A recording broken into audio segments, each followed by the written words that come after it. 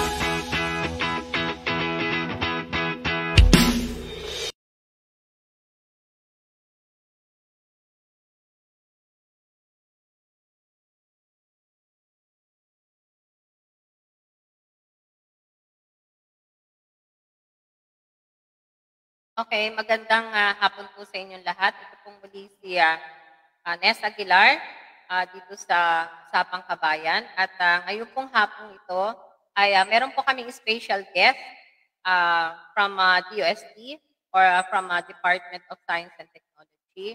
Ito po ay walang iba kundi si Ms. Annabel Briones, Director ng DOST ITTI or Industrial Technology Development. Magandang hapon po. Yes, magandang hapon po, Director.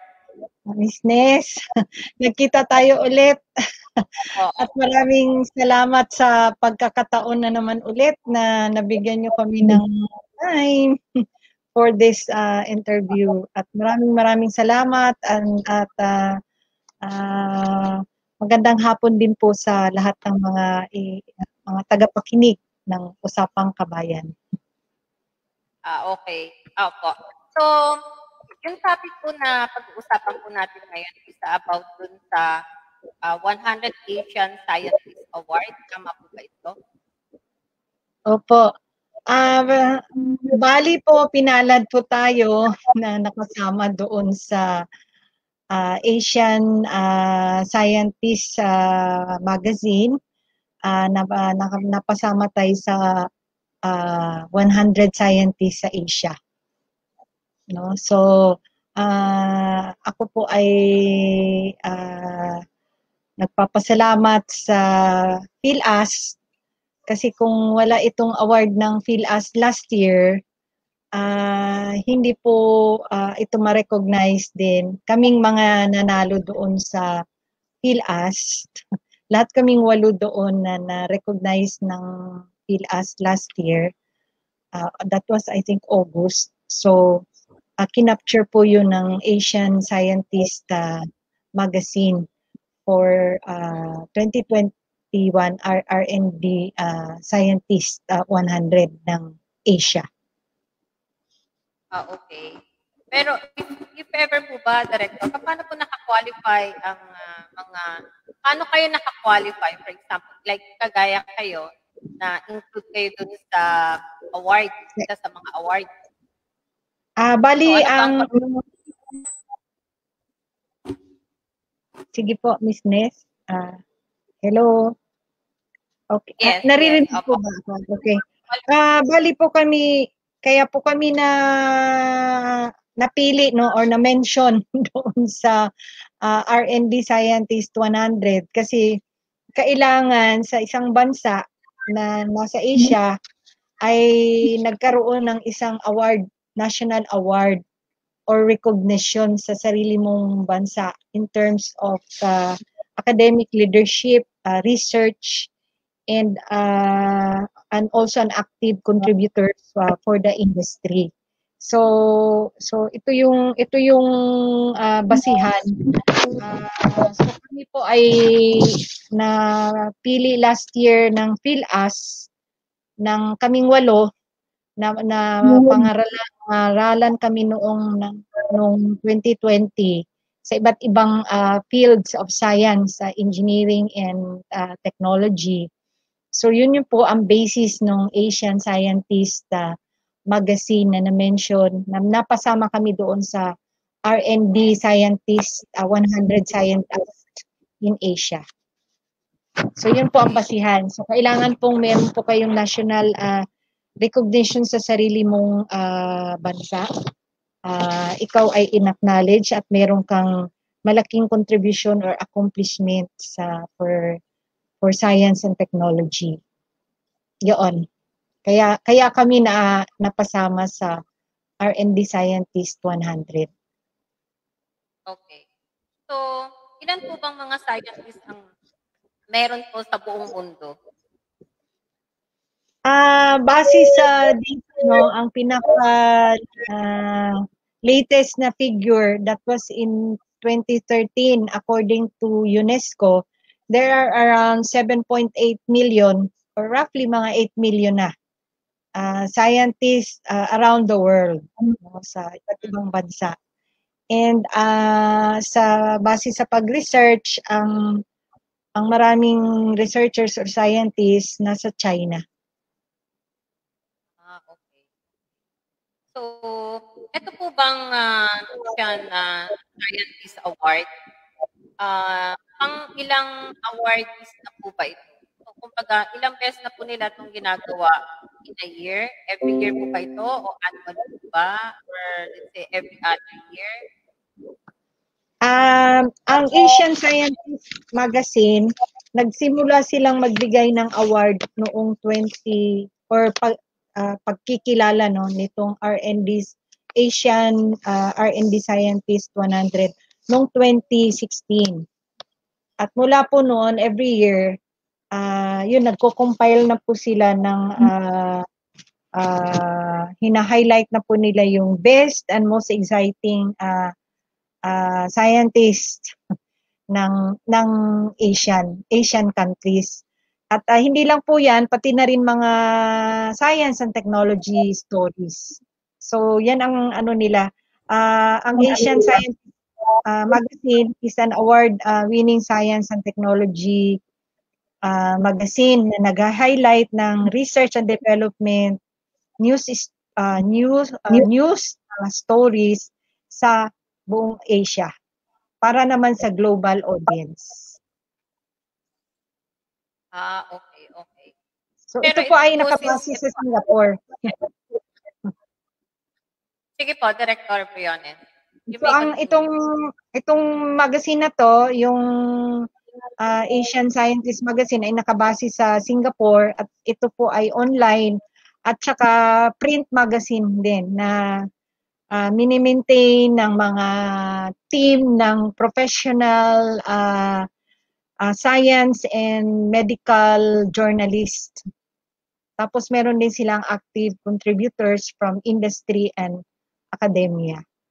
So, yung mga nakikinig, pwede nyo pong basahin ang Asian Scientist Magazine at marami pong mga kwento doon about science and technology sa iba't ibang Asian countries. Kung ano-anong mga top stories about science and technology. Okay. So, ito po pala is online. Online magazine po ba ito? May online. Online at saka print magazine. So, hindi po mahirap okay. So, na nabasahin. Yeah, oo. So, online and print magazine pala ito. So, if ever po, sino po ba ang publisher nitong Asian Scientist Magazine? Ang publisher niya po ay Wild Type na Media Group Limited.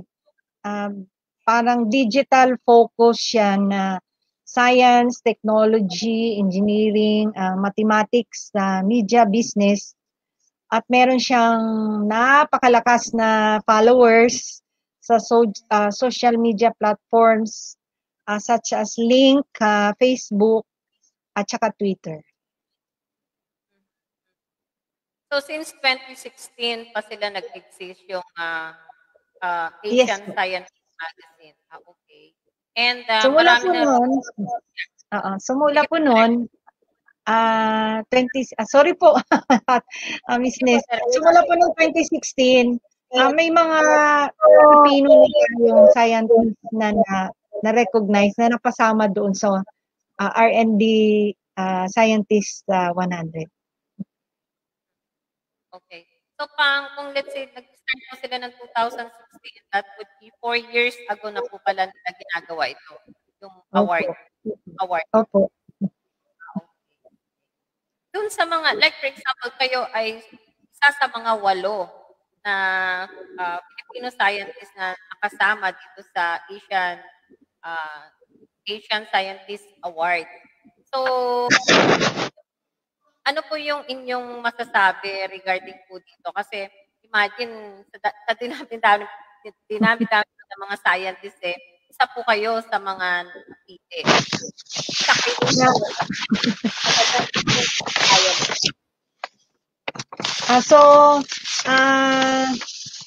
Una-una pasalamatan ko po muna ang PhilAS kasi kung hindi naman ako nabigyan ng karangalan ng PhilAS a national award kasi hindi lang pala national award pati din international award din ang kino-consider nung itong Asian Scientist Magazine. So kami pong 8 ay received the award from PhilAS. So yun yung una kong pasalamatan. And I'm very honored na napasama nga nitong 2021 top 100 scientists ng 6th edition ng Asian Scientist Magazine. So maraming salamat po Asian Scientists for the recognition. And then yun nga po yung PhilAS at ang Gregorio Sara Award Foundation na nagbigay nung aking award last year, ang Gregorio Y. Zara Award para po sa Applied Science Research bilang pagkakilala naman ng aking notable research works as the lead researcher nitong DOST ovicidal larvicidal mosquito trap system at din yung salt processing equipment at yung mga research ko din about karaginan into drug and delivery system. So, yun, maraming salamat sa PhilAS and then the Gregorio Y. Sara Award Foundation. And I also would like to share the accolade, no? Yung itong karangalan na ito sa aking fellow researchers na we work as a team kasi hindi ko naman din ito magagawa kung wala naman ang kasama kong mga researchers, no? Sa pagiging successful commercialization nitong technology ng DOST mosquito ovicidal larvicidal trap na available po siya sa market na, and then yung ating salt processing equipment na malaking tulong sa ating mga salt producers or salt manufacturers na makapag-comply ng ASIN law o yung to adequately iodize ang ating salt na ibebenta or ipoproduce. And then yung aking mga research din about karaginan. And then I also would like to thank, of course, my IPDI family and also to our DOST Secretary Fortunato T. De La Peña and to Undersecretary Rowena Cristina Guevara. My heartfelt thanks for all the support and assistance galing sa kanila. So magagawa na ng tulong. At pati din sa inyong mga dito mga media partners namin. Okay. Okay po. So, yung sumunod ko pong question is,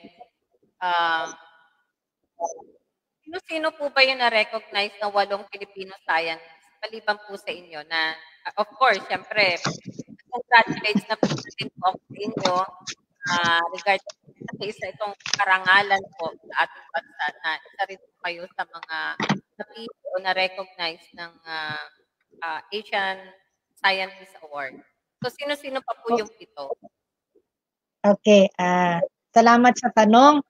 So, 8 kami. So, ang isa, si Dr. Desiree Hauteya sa UP Los Baños. Si Dr. Salvacion Gatchalian, posthumous na po ito, Research Institute for Tropical Medicine.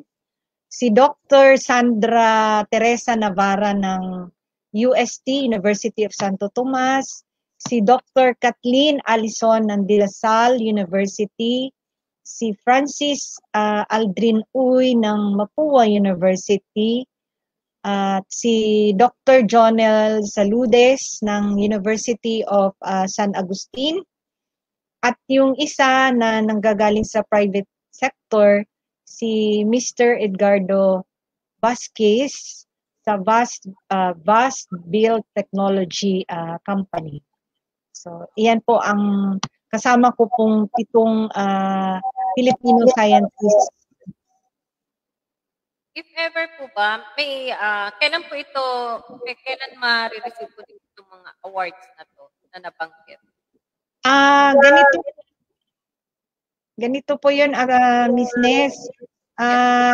Wala na pong pa ito, any ceremonial in-announce lang po nila itong Asian Scientist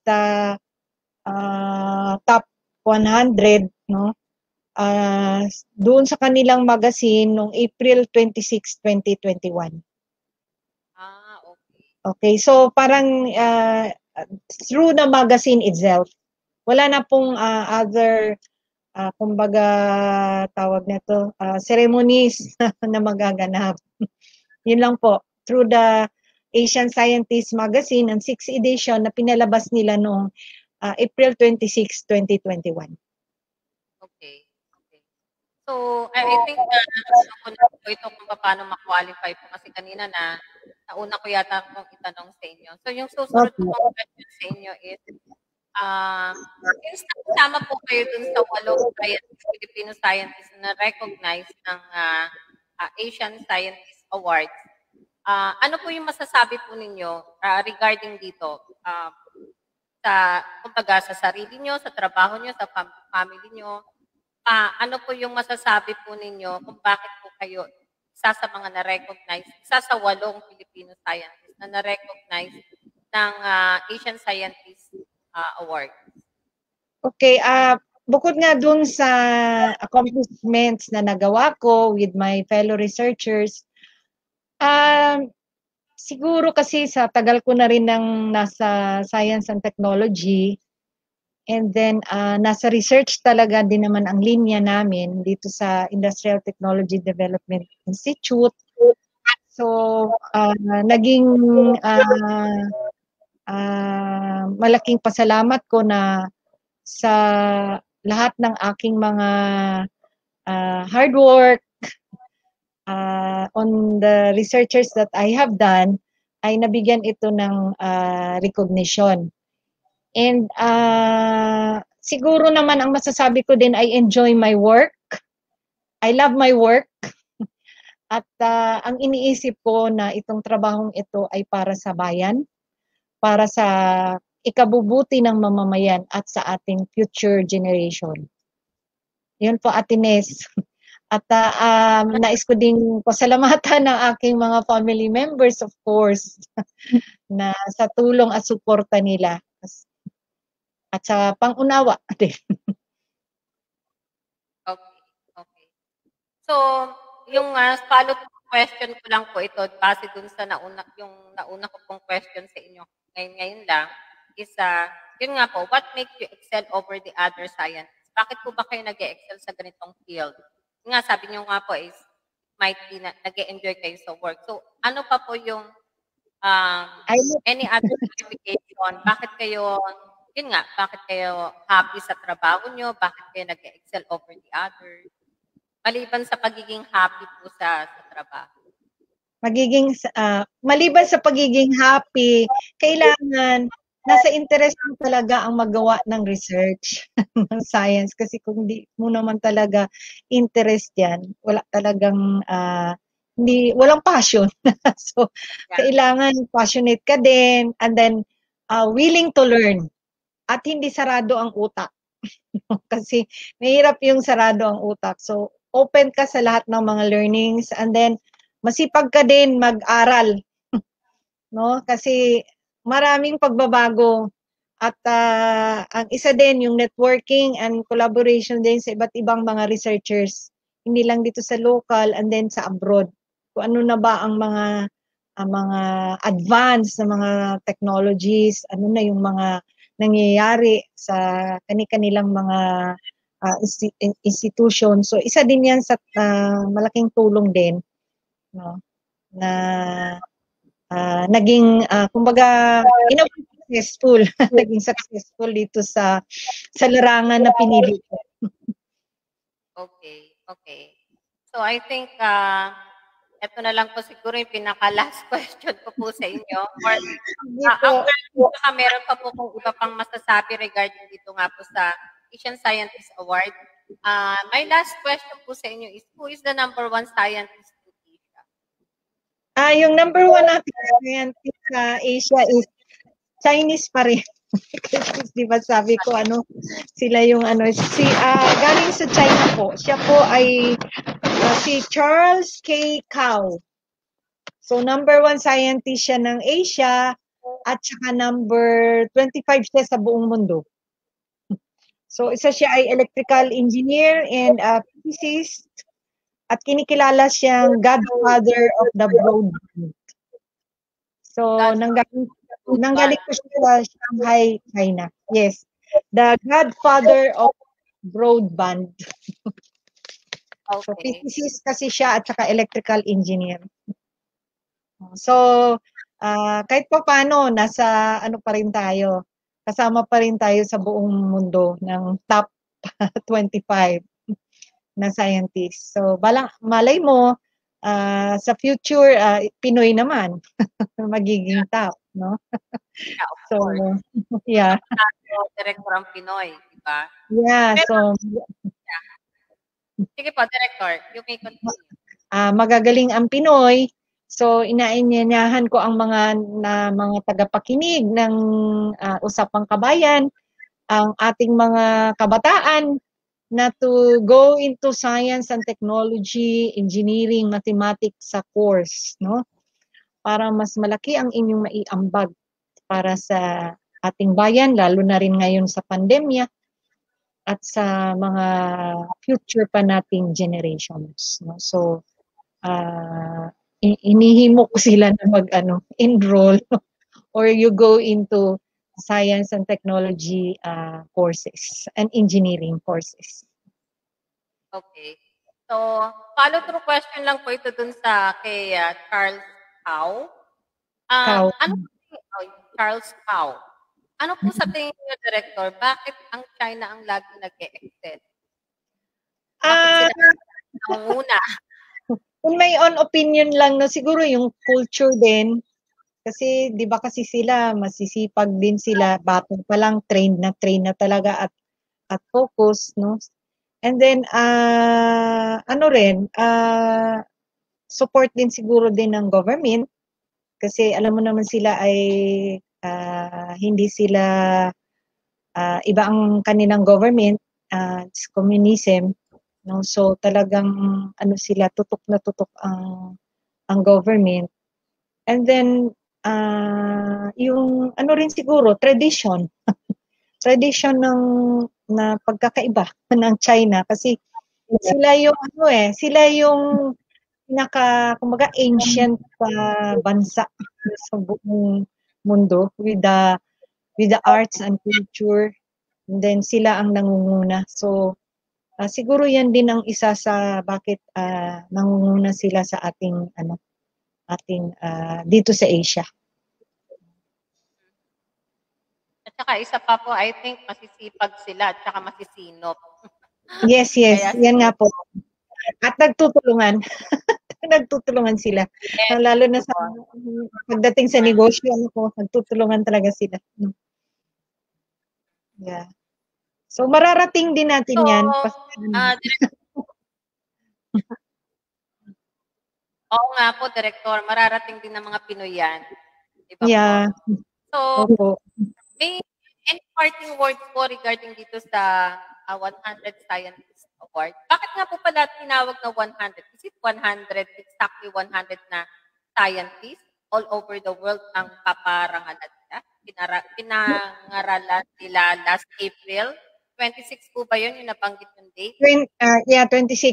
Hindi lang, bali po, yung 100 na po, dito lang po yun sa Asia. Hindi po yung buong mundo. Asia lang po. Okay. So kasama dyan ang China, India, Malaysia, Singapore, Japan, South Korea, Philippines, Bangladesh, Hong Kong, Sri Lanka, Indonesia at Thailand. No, so sila po ang may namili niya na 100. Kasi marami kasing countries ang within Asia. So kung pinili nila na siguro para ma-represent din ng iba't ibang bansa ng Asia. Kaya ginawa nilang 100 yan. Okay. So, any parting words po regarding po dito at dun sa mga, like for example, yung mga estudyante or mga nanonood po sa atin, paano ba sila maisasama rin sa ganito? Let's say, for example, like katulad po ninyo, na isama po kayo sa 8 na na-recognize po ng Asian Scientist Magazine. So, ano po yung masasabi po ninyo sa kanila na in the near future sila naman ang ma-recognize? So ating mga kasama mga researchers, no? So ito lang yung masasabi ko na huwag tumigil mag-research, do research kasi and then sumali din sa mga awards, giving bodies, mga contest at balang araw ay ma-recognize din ang inyong mga accomplishments, no? Kasi marami namang and then mga inventions, mga mga award giving body na pwedeng salihan, no? At ang isa pa na nais ko din i-share, no, sa mga kabataan na you go into science, technology, engineering, and mathematics na course, and then do research, no, para naman sa pagdating ng panahon, ma-recognize kayo muna dito sa ating sariling bansa or international at mapaparangalan din kayo, mapasalit kayo sa Asian Scientist 100. Kasi ang kanilang ang kanilang batayan is you should receive a national award or an international award, no? So yun ang kanilang basihan. So usually yung mga napipili ng PhilAs, yung napaparangalan ng PhilAs, ito po ang napipili din nila, yung Asian Scientist 100. No, so 8 po yung mga categories na binibigay ng PhilAs, iba-iba po. Meron sa engineering, meron sa medical, merong applied research, may basic, meron sa technology din, sa industry. So, yun lang, trabaho lang tayo para sa kabutihan sa ating bayan, para sa mamamayan, and then magkakaroon din kayo ng opportunity na makilala ang inyong galing, talino at husay. No? So, I believe na sa Panginoon, sa taas, there is always a time for you. No? So, yun. So, ako hindi ko din naman ito inasahan kasi I'm already, kumbaga, at the peak na of the career. No? So, I will be senior next year. So, yung iba, at the, ano pa lang, sa kabataan pa lang, mga 30s, 40s, nakikilala na yung mga galing nila. So, ako andito sa mga near o senior na. So, yun lang. So, there's always a time for everything.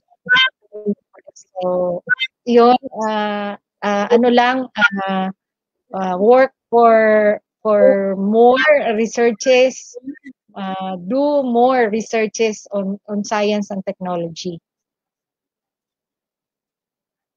Yun lang po. Siguro po, I would suggest siguro kailangan din focus din on their job, di ba po? Focus din sa kanilang talagang. And yun po siguro passion. Although, kasama na rin po siguro yung passion. Kasi syempre, pag hindi mo gusto yung ginagawa mo, parang hindi ka rin magiging success. So, tsaka yung interest rin, syempre, yung interest mo, kasi yung interest mo talaga, kasi kung hindi ka interesado dyan, sa linyang pinili mo, wala din. So yun na, love mo yung trabaho mo. Kasi pag hindi mo siya love, wala kang interest, walang mararating. Ayun, tama ka dyan, Director. At saka madali kang madali kang mainip, di ba? Madali kang magsawa kasi wala kang sa trabaho. So, kailangan kasi din yan at tiyaga. Kasi sa research, trial and error yan. Hindi naman yan isang ano lang, kuha ka agad, no? So, may ano ka rin, tiyaga. Husay din kasi understanding. And kailangan may marunong ka din mag-network at mag-collaborate sa iba't ibang researchers. Kasi hindi mo rin kasi yan magagawa kung ikaw lang. At magaling ka din mag-research, no? Kasi ang dami-daming mga published papers na kailangan mong i-browse, basahin o gawin mong reference para dyan sa iyong gawa. So, talino at husay at galing ang kailangan din. Okay po. So, maraming salamat po, Director Annabel Briones. Ito po siguro pang-tatlo nyo na pong guest sa amin. Ano po? Pangatlo na po ninyong po ito sa usapang. Parang pang-apat na yata. Yeah, so, parang pang-apat na. Yes. So, maraming salamat din, Agnes, sa time na binigay mo, and then pag-share din nitong karangalan na nakamit ko at sa 7 pang Pilipino na napasama dito sa Asian Scientist 100 na napabilang dito sa Asia, no? So, malaking karangalan ito. I am humbled by this recognition, by this experience, no? At hindi ko naman ito inasahan din. At yung malaking pasasalamat ko din sa PhilAS at sa lahat ng aking mga fellow researchers, colleagues, ang aking ITDI family, at ang DOST family, of course. Maraming salamat, at ang aming media partners ng ITDI na lagi kaming binibigyan ng time pag-promote ng aming mga technologies at mga accomplishments sa ITDI. Yes po. Yes Thank you very much. Palagi po kami nakasuporta po sa DOST. Sa lahat po ng sangay at branches po ng DOST at departamento po ng DOST. Kami po yung laging nakasuporta po sa inyo. And maraming salamat.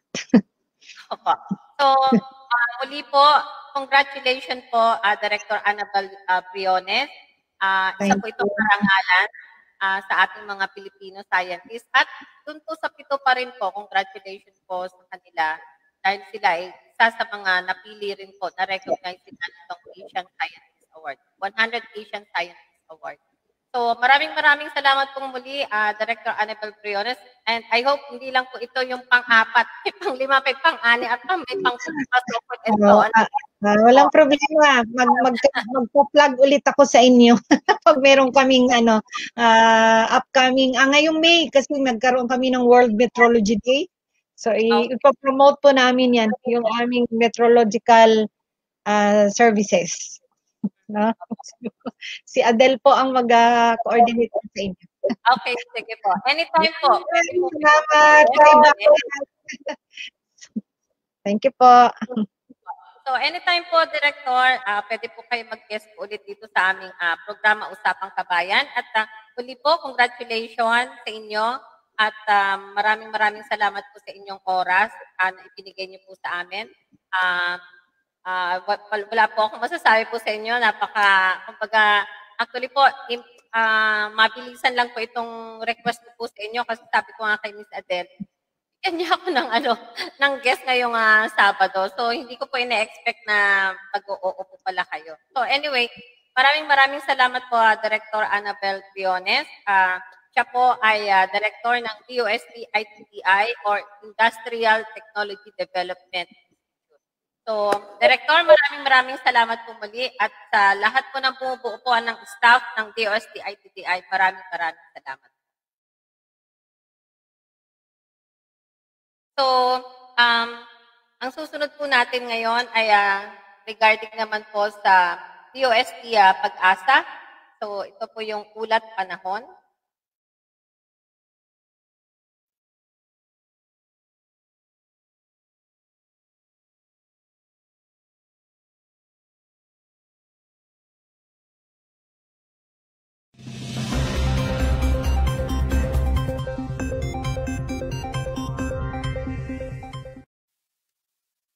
Magandang umaga po sa inyo lahat. Ngayon po ay araw ng Sabado, May 8, 2021. Nagpapatuloy ang epekto ng Intertropical Convergence Zone o ITCZ sa Mindanao. Samantala ang easterlies o yung mainit na hangin galing sa dagat Pasipiko ay patuloy pa rin na nakakaapekto sa Luzon at sa Visayas.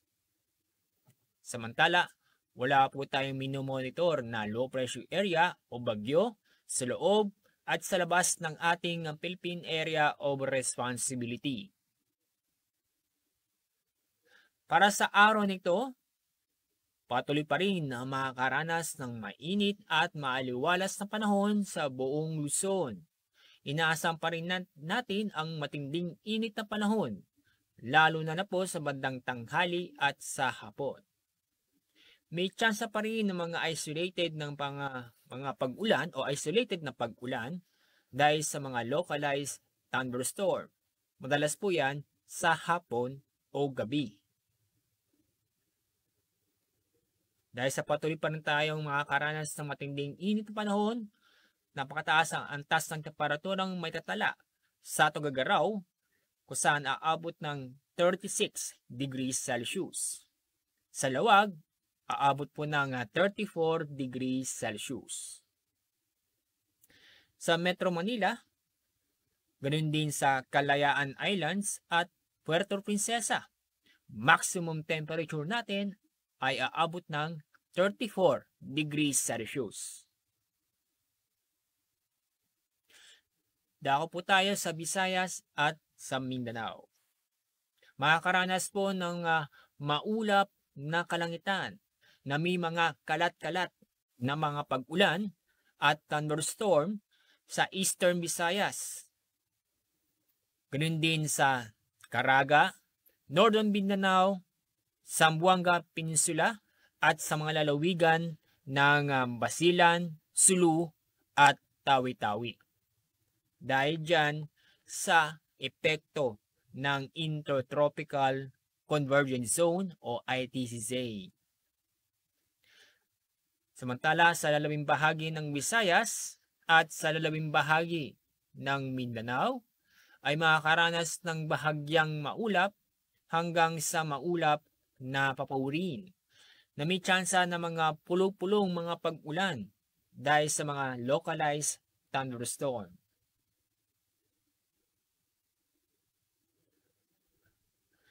Ang pinakamataas ang antas ng temperatura na may tatala sa Cebu at Iloilo ay 33 degrees Celsius. Samantalang bahagyang mababang temperatura ang matatala sa Tacloban kung saan aabot ng 31 degrees Celsius. Sa Zamboanga at sa Davao, maximum temperature ho natin ay aabot ng 33 degrees Celsius. Sa ating extended weather outlook, Sunday, Monday at Tuesday, sa Metro Manila, patuloy pa rin na makakaranas sa maganda at maaliwalas na panahon. Inaasahan pa rin natin ang matinding init na panahon, lalo na po sa bandang tanghali at sa hapon. May tsansa pa rin mga biglaang buhos ng ulan o panandaliang ulan, dulot ng thunderstorm. Mataas ang temperaturang matatala sa mga araw nito kung saan aabot ng 34 hanggang 35 degrees Celsius. Sa Baguio City, fair weather po tayo sa mga araw nito maliban sa mga afternoon rain showers dulot ng thunderstorm. 26 hanggang 27 degrees Celsius ang maximum temperature sa loob ng 3 araw. Para sa mga kababayan po natin sa Legazpi City, magpapatuloy ang maganda at maliwalas na panahon sa mga araw nito maliban sa mga isolated na mga pag-ulan dahil sa thunderstorm. Madalas po yan sa hapon o gabi. Maximum temperature natin ay mula 32 hanggang 33 degrees Celsius. Metro Cebu, fair weather po tayo sa mga araw nito maliban lang po sa mga pulupulong pag-ulan dahil sa thunderstorm. Maximum temperature natin ay aabot ng 32 hanggang 33 degrees Celsius. Sa Metro Davao, patuloy pa rin na makakaranas ng fair weather sa mga araw na ito maliban sa mga pulo-pulo o isolated na mga pag-ulan dahil sa mga thunderstorm. Maximum temperature natin ay aabot ng 34 degrees Celsius. Sunrise po natin ay mamaya pong 5:31 ng umaga. Sunset ay mamaya pong 6:15 ng hapon. Yan po ang ating latest sa ating magiging lagay na panahon sa araw nito. Mula sa Pag-asa, ako po, si Alzar D. Aurelio.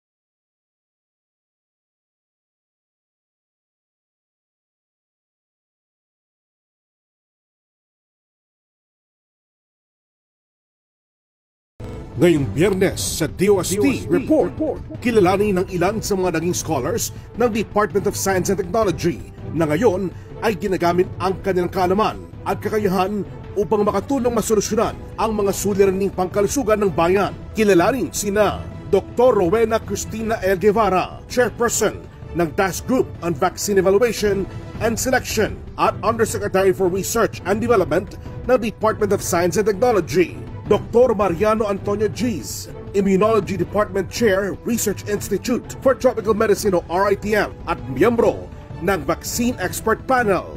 Engineer Robert O. Dizon, Executive Director, Metals Industry Research and Development Center o MIRDC at isa sa developer ng Austria Vent 2 ventilator. At si Dr. Clarissa Yvonne Domingo mula Central Luzon State University na gumawa ng African Swine Fever Diagnostic Test Kit.